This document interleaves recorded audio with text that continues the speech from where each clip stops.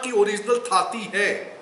ईसा से 5000 वर्ष पूर्व पशुपति का सिक्का सिंधु घाटी की सभ्यता में मिला था। एक ऐसा भव्य स्वरूप है जिसके चारों तरफ विभिन्न बैल भी है, सांड भी है, सांप भी है, वो है। तो वो हमारी विरासत है, धरोहर है।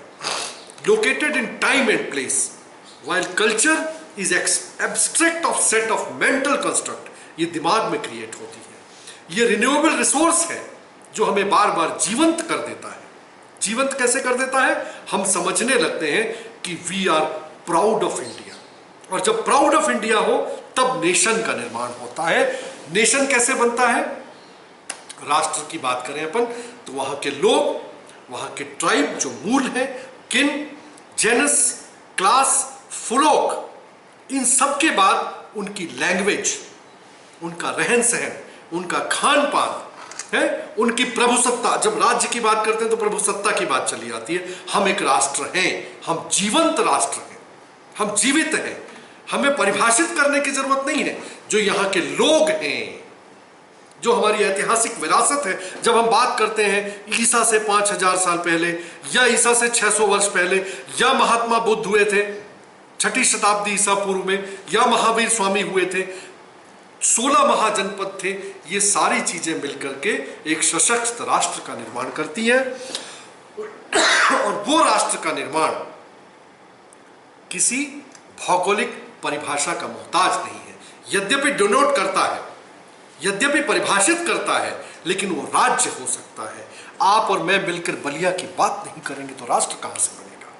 मैं बलिया का रहने वाला हूं और मुझे यादवेंद्र जी, मैडम कल्पलता जी, बहुत गर्व है कि मैं बलिया का हूं। तो जब भारत की खोज में बलिया के ऊपर 2 दिन के सीरीज चलाए गए तो मुझे बड़ा अच्छा लगा। अरे, बलिया के बारे में इतना सब लोग जानते हैं।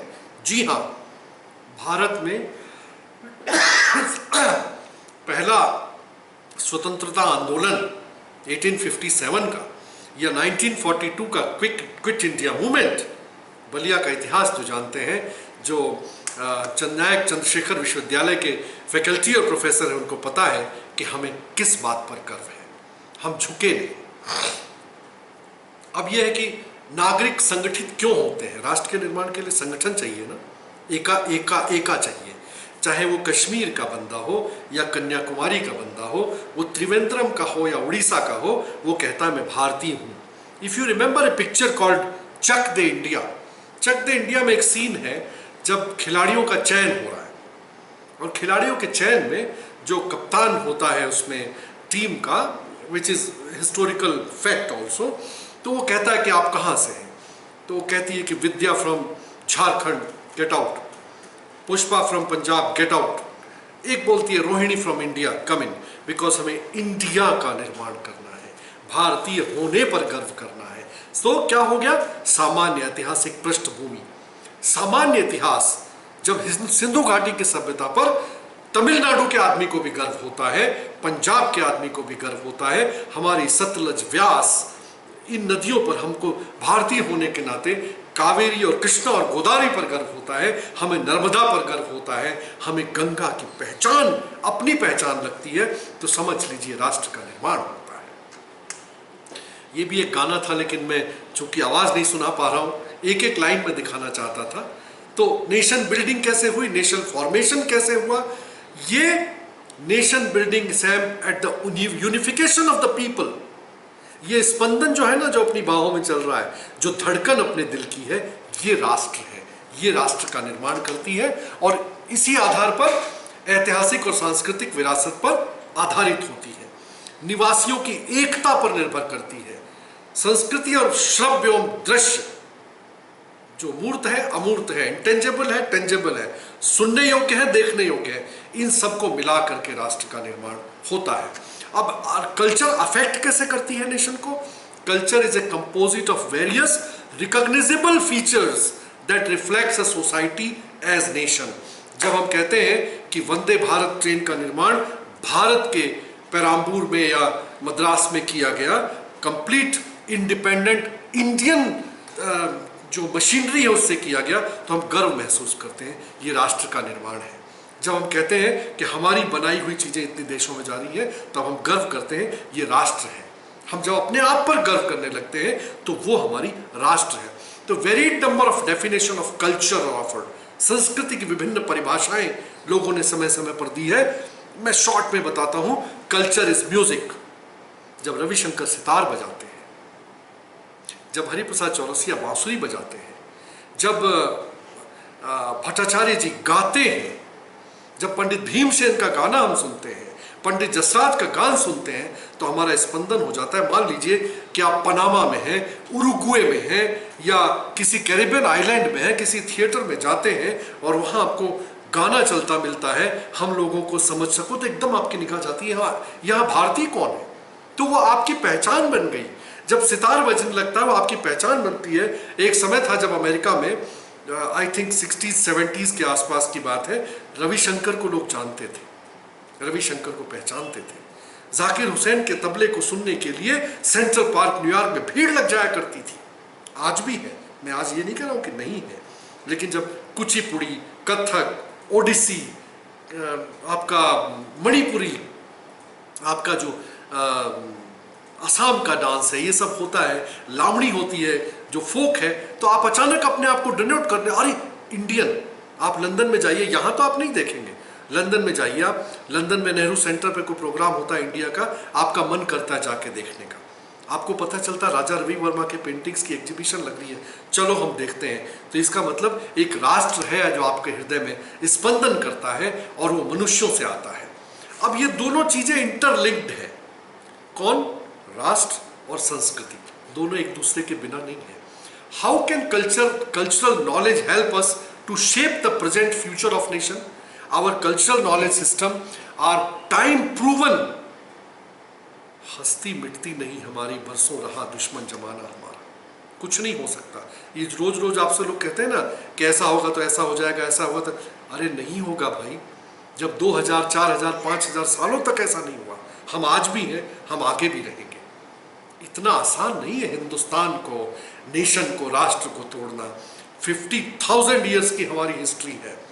हमारे ज्ञान कोश, हमारे भंडार को देखो आप, दुनिया में हमसे पहले किसी ने वो खोजे नहीं की जो हमने की।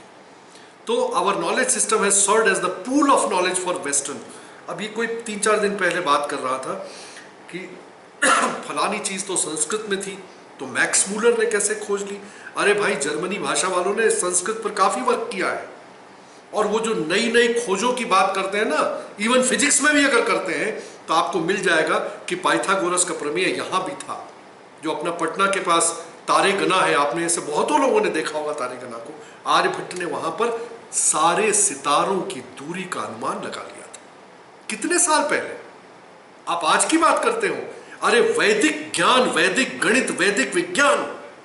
मैं तो इलाहाबाद म्यूजियम में देख के आया था एक दिन कि सुश्रुत की एक टेरिकोटा बनाई गई है जिसमें कि सिजेरियन ऑपरेशन का उल्लेख किया गया है। कब हुए थे सुश्रुत? आपके वैज्ञानिक आज कर रहे हैं। तो मुझे गर्व है अपने आप को भारतीय कहते हुए, मुझे गर्व है अपने आप को हिंदुस्तानी कहते हुए, मुझे गर्व है। और वो किन चीजों से होता है? वेस्टर्न साइंस में उसको ढूंढने की जरूरत ना करें। क्वेश्चन ऑफ आइडेंटिफिकेशन, अपनी पहचान कैसे होती है, ये तो आपने विवेकानंद से सुन लिया होगा। जब शिकागो में उन्होंने कहना शुरू किया था, उन्होंने शून्य से बात शुरू की थी। और आज भी हम उस भाषण का कहीं कहीं ऑडियो मिल जाता है, सुनते हैं तो बड़ा गर्व महसूस करते हैं। और जब आपको अपने आप पर गर्व होने लग जाए, अपने हिंदुस्तानी होने पर गर्व लगने लग जाए, तो समझ लीजिए राष्ट्र सही दिशा में जा रहा है। और मैं चाहूंगा कि जननायक विश्वविद्यालय जो है इन चीज़ों पर रिसर्च कराए, ऐसे सब्जेक्ट पर रिसर्च कराए जिसमें कि राष्ट्र के निर्माण के बहुआयामी व्यक्तित्वों को देखा, समझा और पढ़ा जाए। For a nation to differentiate itself from others, it often relies on its cultural foundation. वो कल्चरल फाउंडेशन, उसको जीवंत करना है, उसका अध्ययन करना है। ये सारी चीज़ें हमारे बड़े काम की हैं। और मैं इतने देशों में जाकर ये गर्व से साथ कह सकता हूँ कि कई चीज़ें ऐसी हैं जो वो लोग तुरंत हमसे जोड़ लेते हैं। अब एक लोक नृत्य की मैं थोड़ी सी बात करूं, क्योंकि मैं मिनिस्ट्री ऑफ कल्चर में इलाहाबाद में उत्तर मध्य क्षेत्र सांस्कृतिक केंद्र का निदेशक रहा हूं। मुझे साउथ कोरिया में इंडियन कलाकारों को ले जाने का अवसर मिला डेल्फिक गेम में 2011 में। आप विश्वास करिए मैं 250 लोक कलाकारों को वहां लेके गया था, और टोटल शायद वहाँ जहाँ तक मुझे याद है 40 के करीब गोल्ड मेडल होते थे, मतलब मेडल होते थे।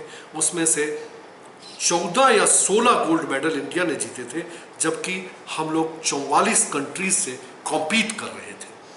बंगाल का या झारखंड का छाऊ नृत्य हो, पंजाब का भंगड़ा हो, आसाम का बिहू हो, आंध्र प्रदेश का हो, इन सभी में संस्कृति परंपराओं की झलक दिखती है। जब 10 लड़कियां 10 लड़के एक साथ नृत्य करते हैं तो समझ लो वो लोक नृत्य है। ये लोक नृत्य जितना आसान लगता है करने में कठिन है, लेकिन पीढ़ी दर पीढ़ी। अब आप उड़ीसा के अगर होते, आप देखिए गोटी पुआ रघुनाथपुर के छोटे छोटे बच्चे करते हैं, महिला का वेश धारण करके साड़ी में। अरे उस गोटी पुआ में वही गीत गोविंद है जयदेव का जो ओडिसी में काम में आता है। तो यानी कि वो डेवलप होता होता ओडिसी में परिभाषित हो गया। तो यानी कि आधार वही होगा जो लोक होगा। राजस्थान का घूमर महिलाएं करती हैं, आसाम में बिहू दोनों मिलके करते हैं। तो ये जो मिलना जुलना देखना समझना यही हमारा आधार है। अब हम इस फोटो को देखेंगे तो एकदम हमको पंजाब की बात याद आ जाएगी। क्यों आ जाएगी? क्योंकि ये पंजाब को डिनोट कर रहा है, पंजाब को प्रस्तुत कर रहा है। यही प्रस्तुति हमारे संस्कृति का निर्माण करती है, जिससे कि हमारा राष्ट्र बनता है। तो ये दोनों एक सिक्के के दो पहलू हैं जिसको हमें समझना होगा। अब आप बिहू देखते हैं तो आपको आसाम का ध्यान आ जाता है, गरबा देखते हैं तो गुजरात का आपको ध्यान आ जाता है, घूमर देखते हैं तो राजस्थान का आपको ध्यान आ जाता है, या तीजन बाई की पंडवानी जिसमें कि पूरी महाभारत की कथा गाते गाते दृश्य और शब्द तरीके से सुना दी जाती है। जो चीज गांव वालों को समझ में नहीं आती उनको भी समझ में आने लगती है। भीम ने कैसे दुर्योधन का वध किया, या मां दुर्गा ने कैसे रणचंडी के रूप में। तो आप ये जो कथाएं सुनते हैं, ये सारी चीजें राष्ट्र का निर्माण करती हैं। चूंकि काफी लंबा हो गया है और समय की सीमा है, तो मैं उसको ध्यान में रखते हुए मैं ये चाहूंगा यादवेंद्र जी कि मैं अपनी बात को यहाँ ख़त्म करूं। और आप में से कोई भी अगर इसके बारे में कुछ भी जानना और पूछना चाहे तो मुझसे ज़रूर पूछें। मुझे खुशी होगी। मेरे से पहले दो विद्वानों ने बहुत ही ज्ञानवर्धक बातें बताई, सिंह साहब ने और शुक्ला जी ने। मैं उन दोनों को नमन करता हूँ, प्रणाम करता हूँ कि काफ़ी कुछ आज मुझे सीखने को मिला। एक बात ज़रूर कहूँगा कि मैं एक बार इलेक्शन ऑब्जर्वर के रूप में कर्नाटक गया था, शिमोगा डिस्ट्रिक्ट में। तो वहाँ मुझे वहाँ के एसपी ने, मिस्टर मुरुगन एसपी थे, कहा कि आप शिमोगा से जाने से पहले मुत्थुर गांव जरूर जाइएगा। आई थिंक शिमोगा से 20-25 किलोमीटर होगा श्रृंगेरी के रास्ते में। मैं गया, मैंने देखा वो एक ऐसा गांव है यादवेंद्र जी जहाँ केवल संस्कृत बोली जाती है, कन्नड़ नहीं बोली जाती, अंग्रेजी नहीं बोली जाती, हिंदी नहीं बोली जाती। और विजयनगरम के राजा कृष्णदेव राय के समय से उस गांव में तुंगा नदी के तट पर स्थित है वो। दूसरी तरफ होसाहल्ली गांव है। संस्कृत वहां भी बोलते हैं, लेकिन वहां कंपलसरी नहीं है। मुत्थुर में कंपलसरी है। अगर कोई दूसरी भाषा बोलेगा तो उस पर फाइन होता है। और उस मुत्थुर गांव के लोग, उसमें अमेरिका में वैज्ञानिक हैं, बड़े बड़े वैज्ञानिक हैं। आप सोचिए कि स्पेस रिसर्च इंस्टीट्यूट के वैज्ञानिक उस मुत्थुर गांव से निकले हैं। तो उन लोगों ने मुझे कहा कि आप काशी से आते हैं, बनारस से आते हैं, क्या आपके यहाँ भी ऐसा कोई गांव है जहाँ संस्कृत ही बोली जाती हो? मुझे लगा नहीं है, लेकिन बाद में पता चला कि बिहार में 1-2 जगह प्रयास किए गए थे। तो हमें वास्तव में अपनी सभ्यता, अपनी संस्कृति, अपनी भाषा, अपनी पहचान पर गर्व होना चाहिए। और आप सभी को धन्यवाद कि आपने मुझसे बात करने का मौका दिया। काफ़ी लंबा होता, लेकिन मैंने बहुत ही संक्षेप में अपनी बात कही। धन्यवाद। जय हिंद, जय भारत।